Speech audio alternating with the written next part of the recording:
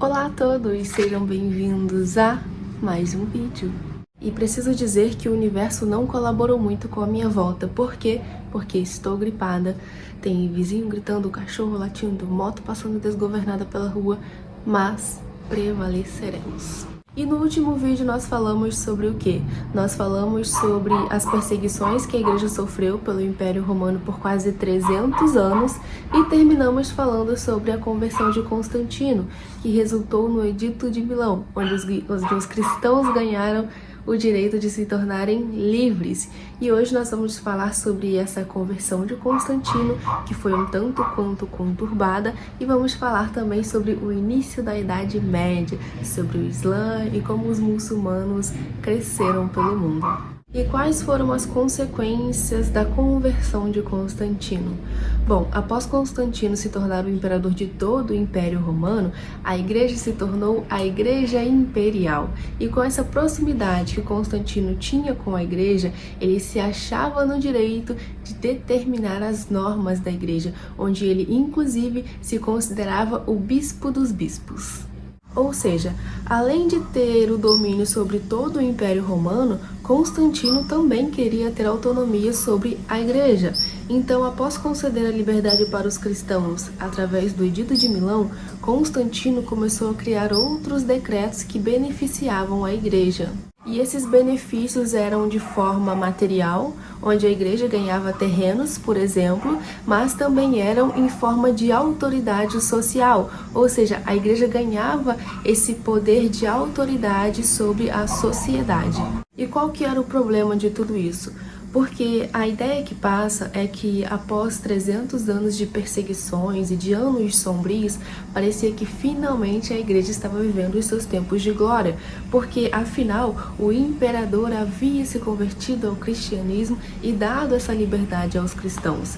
A igreja estava ganhando terrenos, estava crescendo e se expandindo, mas não era totalmente assim. Por quê? Porque apesar de ter se declarado cristão, de ter se convertido ao cristianismo, Constantino não seguia totalmente os conceitos cristãos. Os historiadores afirmam que Constantino misturava o cristianismo com o paganismo. E veja, ele era o imperador. Não era como se alguém pudesse ir até ele e falar que algumas práticas dele estavam erradas, né? Ninguém teria essa coragem. E mais à frente, inclusive, Constantino vai trazer elementos do paganismo para dentro da igreja. Mas antes de falarmos sobre as mudanças que Constantino trouxe para a igreja, tem um ponto que nós precisamos nos lembrar, que vai fazer mais sentido um pouquinho mais à frente na história, que foi a mudança da capital do império. Então, após se tornar o imperador de todo o Império Romano, Constantino decidiu mudar a capital do império, porque ele achava que a cidade de Roma não estava em um ponto político e econômico tão estratégico assim. Então, Constantino sai da cidade de Roma e vai para uma cidade chamada Bizâncio e funda lá uma nova capital, que ele nomeia de Constantinopla, que hoje está localizada em Istambul, na Turquia. Como eu falei, essa é uma parte importante de entender porque vai fazer sentido mais à frente na história, vai fazer muito sentido. Mas então, quais foram as mudanças que Constantino trouxe para a igreja? Uma das primeiras mudanças foram as construções dos templos. Não foi aqui que os templos começaram a existir, já existiam outros templos, mas aqui é que começaram as construções luxuosas do Império Romano, porque veja bem, era o imperador não podia cultuar em qualquer barraco. Tinha que ser algo muito luxuoso, né? Então aqui começavam as construções dos templos para os cristãos. Então, se antes os cristãos se reuniam escondidos em cavernas, nas casas uns dos outros, agora eles tinham um templo para se reunirem. Uma outra mudança que Constantino trouxe para dentro da igreja foi o quê? Foi a utilização de elementos pagãos, como o uso de incensos, por exemplo, e ele também trocou a vestimenta dos ministros, ou seja, os ministros começaram a usar novas roupas determinadas por ele. outra mudança que Constantino trouxe também foram as riquezas. As riquezas passaram a ser vistas como bênçãos. Então, se antes o cristianismo era protagonizado pelos pobres, agora as elites começaram a fazer parte das igrejas. Por último, mas não menos importante, foi que os bispos começaram a ganhar poder. Ou seja, a estrutura hierárquica da igreja começou a se assemelhar à estrutura hierárquica do império. Então, os bispos começaram a ganhar e a exercer poder sobre o povo. E diante de tudo isso, onde a igreja e o império estavam cada vez mais próximos, surgiram alguns movimentos em oposição a esse relacionamento de igreja e império. E um dos movimentos que surgiu em resposta contra esse relacionamento da igreja com o império foi o monasticismo do Oriente. Por quê? Porque as pessoas acreditavam que a igreja estava se corrompendo. Eles não aceitavam esse relacionamento de igreja com o império. Eles achavam que a igreja não deveria se misturar com o Império Romano. E foi aqui que milhares de pessoas começaram a deixar tudo para trás e fugir para os desertos. E no início, esse movimento do monasticismo foi até genuíno. Os monges tinham um bom relacionamento com a igreja, mas depois eles entraram em um certo tipo de legalismo, onde os monges afirmavam que eles é que eram os verdadeiros cristãos e que a fé verdadeira era abandonar tudo, deixar tudo para trás e viver isolado no deserto. Um outro movimento que surgiu nessa época também foram os donatistas. E quem foram os donatistas? Os donatistas detestavam por completo o Império Romano. E diferente dos monges, eles romperam com a igreja, porque eles achavam que a igreja havia se aliançado ao Império Romano, havia se corrompido e não olhava mais para as pessoas mais simples. Então, a partir daí, eles se aliançaram a movimentos extremistas que lutavam contra o Império Romano. Um outro movimento que também surgiu nessa época, em resposta contra essa proximidade que a igreja estava tendo com o Império, foram os arianos. E os arianos deram muito trabalho. E os arianos seguiam a teologia de Ario, que era um teólogo egípcio que vivia na cidade de Alexandria. E qual que era o problema da teologia de Ario? É que Ario não acreditava na Trindade, ou seja, ele não acreditava que Jesus era plenamente divino como Deus era. Deus é. E Ario resumia sua teologia com uma frase. Ele dizia: houve um tempo em que o Filho não existia. Ou seja, ele dizia que Jesus foi criado, então ele teve um começo, ou seja, ele não poderia ser como Deus, que é eterno. E em oposição a Ario, nós tivemos um outro teólogo chamado Atanásio de Alexandria, que rebateu essas ideias de Ario, trazendo dois pontos importantes. Então, enquanto Ario dizia que Jesus é parecido com Deus, mas não é Deus como o Pai, Atanásio rebatia: se Jesus não é plenamente Deus, então ele não pode nos salvar. E por quê? Porque não tem como uma criatura redimir outras criaturas. E o segundo ponto é que, enquanto Ario dizia que Jesus era uma criatura, Atanásio rebatia dizendo que se Jesus era uma criatura e nós o adoramos, então nós estamos praticando idolatria. E aí você hoje, diante de tudo isso, consegue observar a loucura que era essa ideia. E você pode se perguntar: e como que tudo isso se resolveu? Não se resolveu. A igreja praticamente se dividiu em duas. Então, de um lado nós temos os católicos, não os católicos apostólicos romanos de hoje, mas os católicos que acreditavam na Trindade, e do outro lado nós temos os arianos, que não acreditavam na Trindade. E quem teve de intervir nisso tudo? Ele mesmo, o imperador. O imperador convocou um concílio e em 323 d.C. nós tivemos o primeiro concílio de Nicéia. E o concílio de Nicéia trouxe dois pontos importantes. O primeiro é que, se antes os cristãos viviam perseguidos, agora eles poderiam finalmente se reunir em total liberdade, e se ver face a face. E o segundo ponto é que foi no Concílio de Nicéia que o arianismo foi considerado uma heresia. E como resposta aos arianos que não acreditavam na Trindade, surgiu um novo credo, o Credo Niceno. No vídeo passado nós falamos sobre o Credo Apostólico, e aqui em Nicéia surge o Credo Niceno. E a grande diferença entre o Credo Apostólico e o Credo Niceno é que o Credo Niceno fala um pouco mais sobre a natureza de Jesus. Ou seja, se antes nós tínhamos o credo apostólico dizendo que Jesus era filho unigênito de Deus, agora nós temos o credo niceno dizendo que Jesus é nascido do Pai antes de todos os séculos, Deus de Deus, luz da luz, Deus verdadeiro de Deus verdadeiro, gerado e não criado, consubstancial ao Pai, ou seja, feito da mesma substância que o Pai e tão divino quanto Deus é. O credo niceno afirmando a natureza de Jesus. Gente, isso é o Satanás. De verdade. Silêncio. A moto vem gritando mais alto que eu. E até aí estava tudo lindo, maravilhoso. O arianismo foi considerado uma grande heresia. O credo niceno surgiu em resposta a tudo isso e todos começaram a acreditar na Trindade novamente. A igreja começou a viver os seus tempos de glória e não foi bem assim que aconteceu. Tudo desandou novamente. Eu aqui rindo que tudo desandou novamente, mas não foi feliz não, gente. Foi triste. Por quê? Porque havia um problema muito grande naquela época. Qual que era o problema? É que a opinião do imperador valia mais do que tudo. E quando as pessoas queriam decidir alguma coisa, elas não debatiam entre si. Elas corriam aos ouvidos do imperador. E aquela ideia que convencesse muito mais o coração do imperador era a ideia que ganhava. Então, no início, o imperador até ficou do lado dos católicos, acreditando na Trindade. E ele ameaçou expulsar os arianos se eles não mudassem de ideia. Mas depois, um ser muito abençoado foi lá nos ouvidos do imperador e fez o imperador mudar de ideia. Então, ao invés de expulsar os arianos do império, o imperador começou a expulsar justamente os católicos. E o imperador não mudou de ideia somente porque alguém conseguiu convencê-lo disso.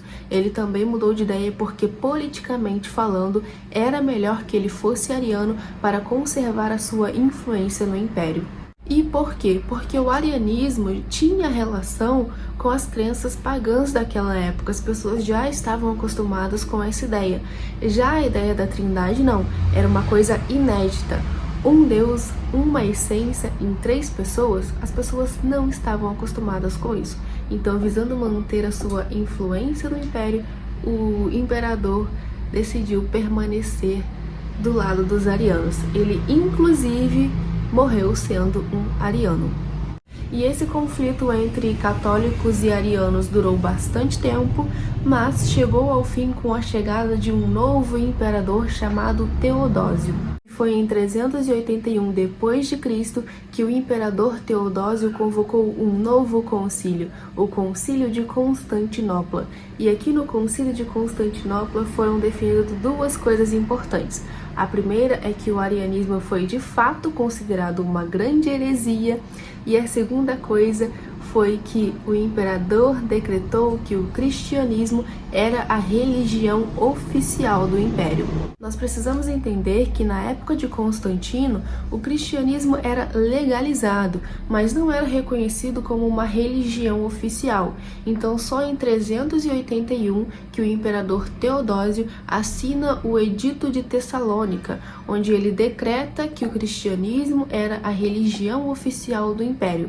Então, todo mundo tinha que ser católico niceno. E o imperador Teodósio não fez isso porque agora ele era um cristão convertido, de coração quebrantado, que se importava com a igreja.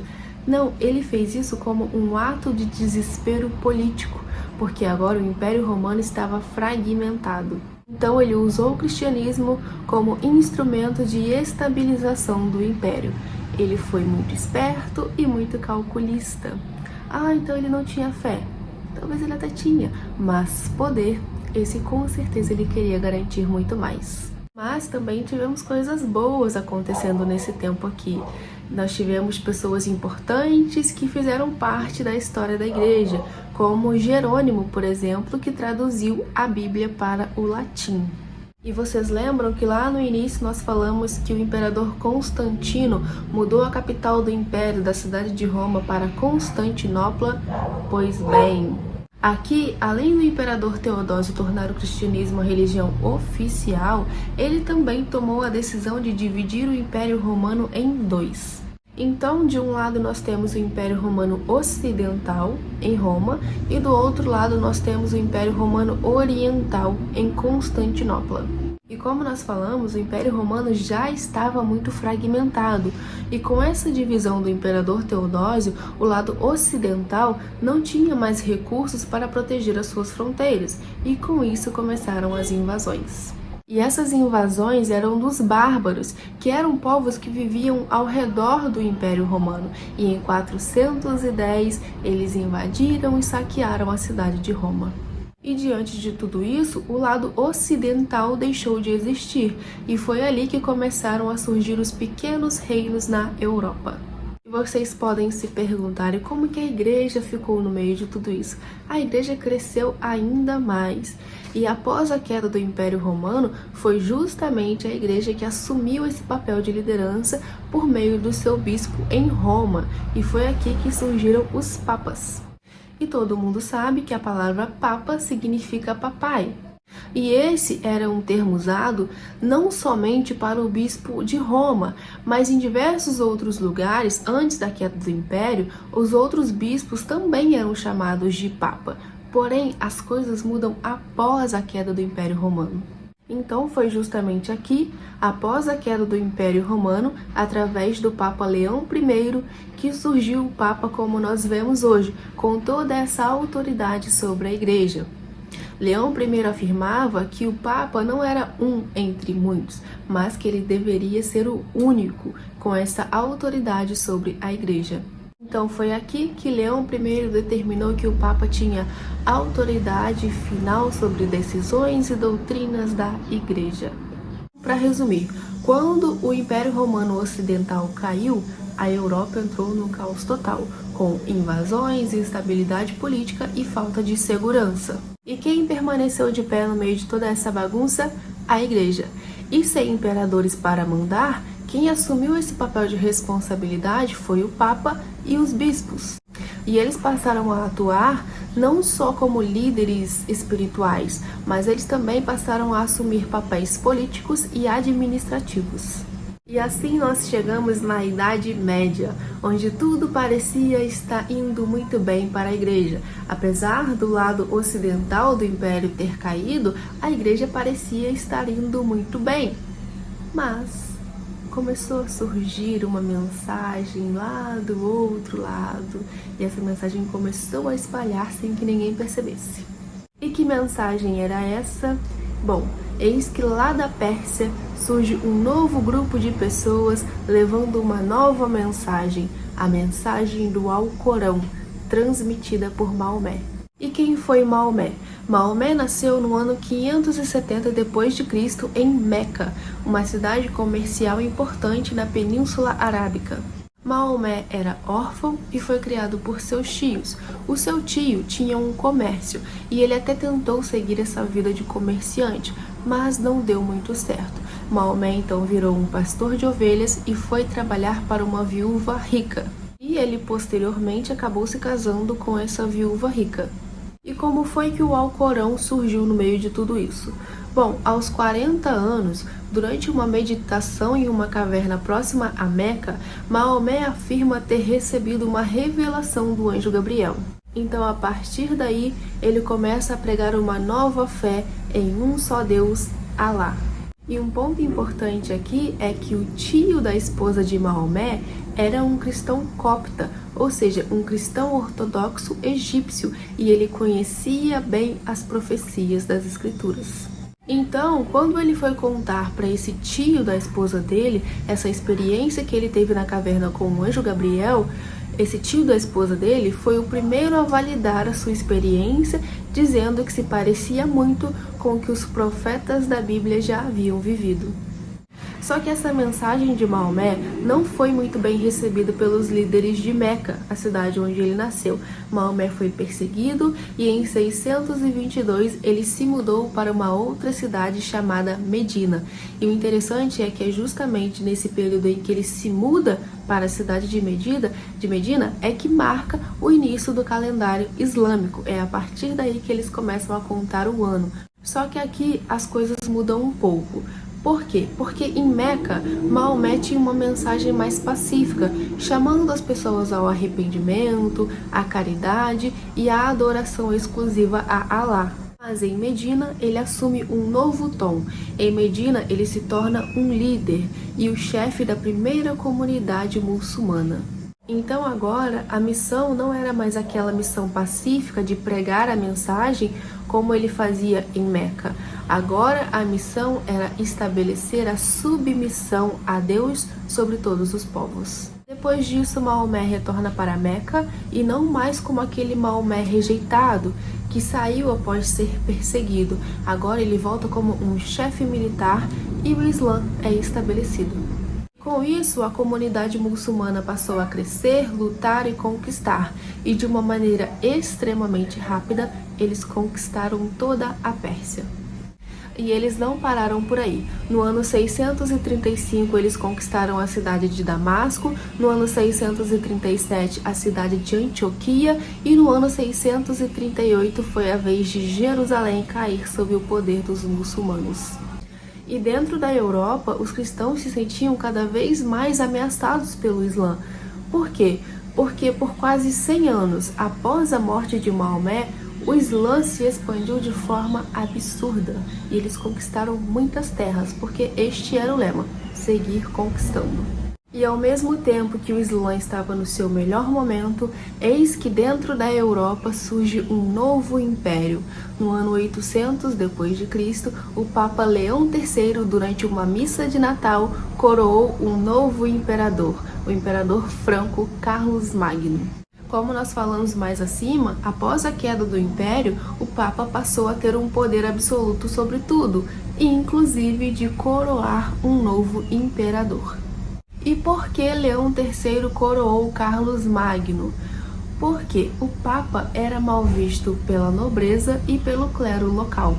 Então, após um grupo de nobres atacar violentamente o Papa Leão III, ele foge para a única pessoa que poderia salvá-lo, que era Carlos Magno, o rei dos francos. Carlos Magno, então, leva o Papa Leão III de volta para Roma com uma escolta armada. E qual foi o resultado de tudo isso? Um ano depois, Leão III coroou Carlos Magno como o novo imperador. E Carlos Magno tentou reerguer o Império Romano Ocidental, ele impulsionou o crescimento da Europa, conteve as invasões que estavam acontecendo naqueles tempos, além de também investir na teologia, na educação e na cultura. E até aí parecia que estava indo tudo bem, tudo lindo, tudo maravilhoso, mas as coisas começaram a desandar. Após a morte de Carlos Magno, o papado passou por altos e baixos. E por quê? Porque pessoas de poder estavam tentando colocar a sua influência dentro do império. E aqui começaram as corrupções dentro da igreja. Para vocês terem noção das coisas que aconteciam, no ano 904, o Papa Sérgio III simplesmente mandou matar todos os seus rivais. E esse mesmo Papa teve um relacionamento com uma mulher, teve um filho com ela e posteriormente esse filho também se tornou um Papa. E após tudo isso, no ano 1054, teve o grande cisma da Igreja, onde a Igreja do Ocidente rompeu com a Igreja do Oriente, do Império Bizantino em Constantinopla. E um dos motivos desse rompimento era a discussão se a Igreja deveria ser submissa ao poder do Estado ou não. E qual foi o resultado de tudo isso?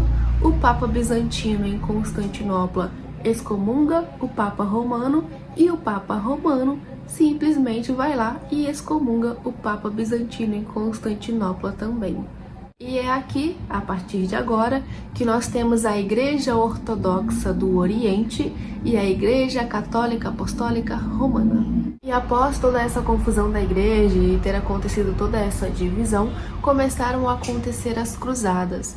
Na verdade, desde o início da Idade Média, era comum os cristãos peregrinarem até Jerusalém para pagarem por seus pecados e tudo mais.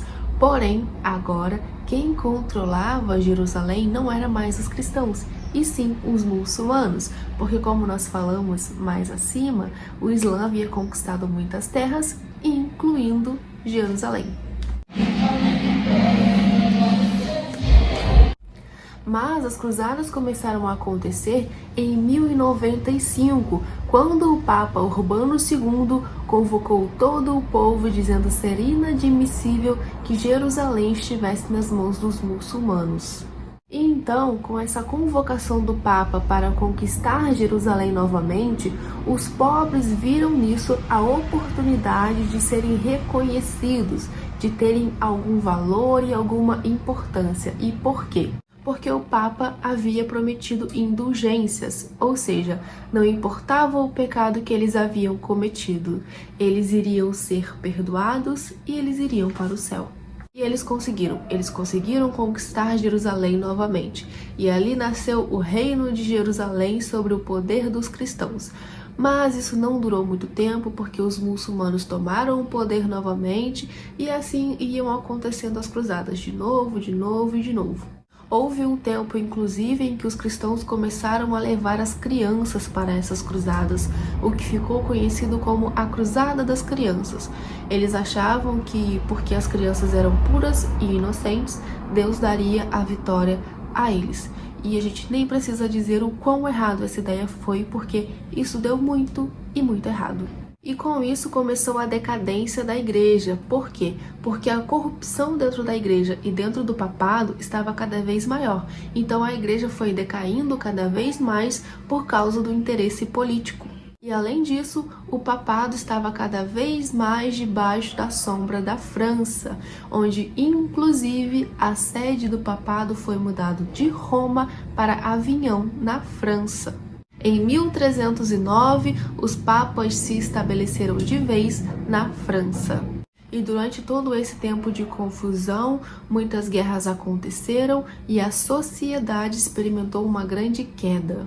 E aqui nós tivemos a peste negra, onde as pessoas achavam que era um castigo de Deus para o mundo, e nós tivemos também a Guerra dos 100 Anos, que foi uma guerra entre a França e a Inglaterra.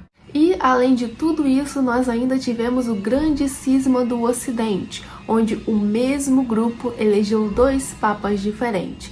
Primeiro, o povo de Roma elegeu um papa italiano.